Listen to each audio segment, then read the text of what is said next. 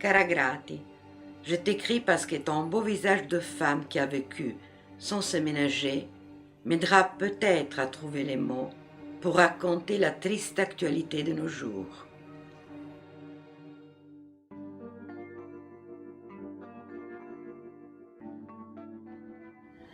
I'm so sad, and really I have to do an effort to believe that nowadays we found in this situation with this buffoni there in Italy, in my country, which I love so much.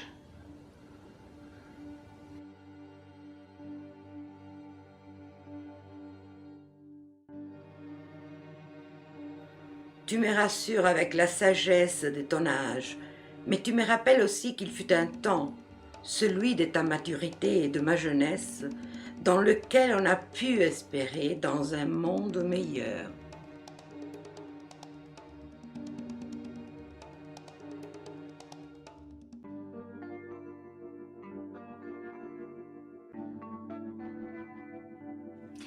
Ma chère Gratti, ton accent chéri s'est fixé dans ma mémoire.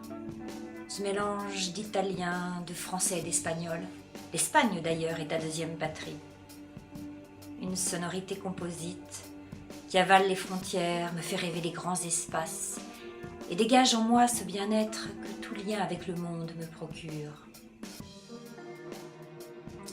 Au moment de t'écrire, tout en suivant la mélodie de ta voix, j'ai pensé à notre dernière rencontre au cours de laquelle tu m'as rappelé, avec quelle obstination, le cavalier Ré envahit notre espace et notre temps depuis trop longtemps. Tu as ajouté, hélas, qu'on ne peut l'ignorer, ni l'oublier, et qu'on ne doit pas le faire. Ma chère Gratti, comment pourrais-je l'oublier, moi qui aime les masques du carnaval? Les heures de la fête s'écoulent vite, il faut en jouir. Elles seront suivies du mercredi des cendres, le début des jours de pénitence. Dès mon adolescence, dans les années de ma ferveur religieuse, j'ai été fascinée par la chute du Mardi Gras dans une des séquences les plus impitoyables et sublimes de notre religion. Un nouveau jour se lève, on range les déguisements dans les coffres et au coucher du soleil, en parcourant les routes encore semées de confettis et de serpentins, nous allons à l'église où, à travers un léger attouchement des deux doigts, le prêtre nous rappelle les limites de l'être humain en nous remettant dans les mains de notre Sauveur. Souviens-toi, tu es poussière et tu retourneras poussière. Les masques, en dehors du carnaval, me font peur. Je voudrais les arracher pour voir ce qu'il y a derrière. Et je tends le bras, mais ma main refuse mon ordre.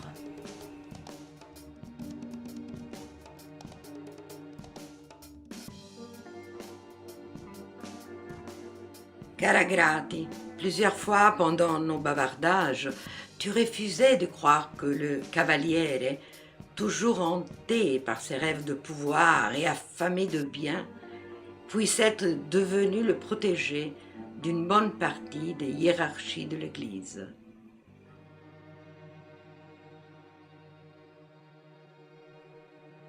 Dès son enfance, la religion était entrée dans sa vie grâce à la foi de sa mère et, pendant un certain temps, de son frère cadet.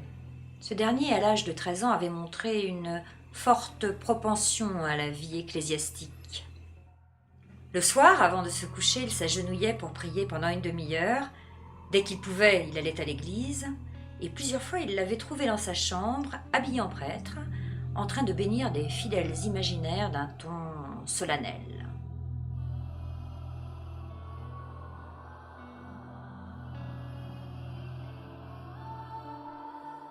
La maman considérait l'aîné comme un élu. Elle l'encourageait dans ses grands projets et avait aussi peur de la méchanceté et surtout de la jalousie des hommes. C'est pour cela que, non contente des prières individuelles et collectives, elle avait bâti dans la maison, dans la partie sud de la petite salle à manger, un autel portatif dédié à la Vierge Marie. Après être devenu un homme d'affaires à succès qui vit dans le luxe, il n'oubliait pas d'aller se recueillir et prier dans la petite salle à manger de la maison de ses ancêtres. Et puisque maintenant il avait l'habitude d'organiser de donner des ordres, de marchander, plus que de demander. Il avait des prétentions, comme si la Vierge était un directeur de banque, auprès de qui obtenir un crédit plus favorable, un puissant politicien avec qui échanger des faveurs, un financier agressif de qui il aurait dû se défendre.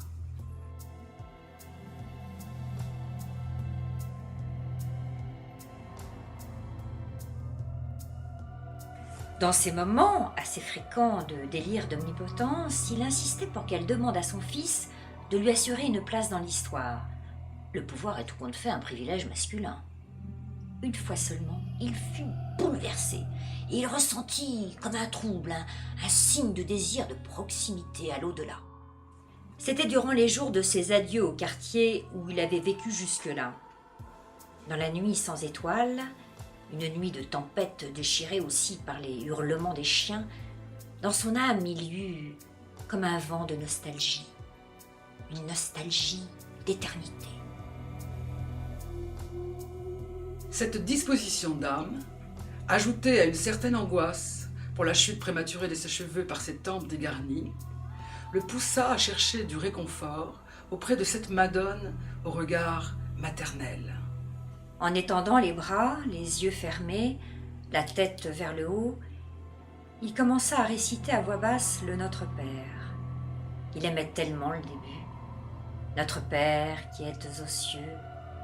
Et tant pis s'il s'adressait à la Sainte Vierge en ces termes, quand tout à coup, il ouvrit les yeux et rencontra son visage dans la glace posée sans raison apparente par sa mère sur l'autel portatif.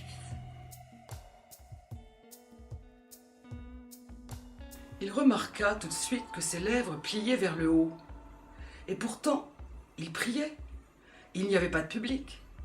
Il avait beau essayer de détendre sa bouche, de la plier vers le bas, il n'arrivait pas à effacer son sourire. Il eut alors l'impression qu'une blessure lui coupait la figure.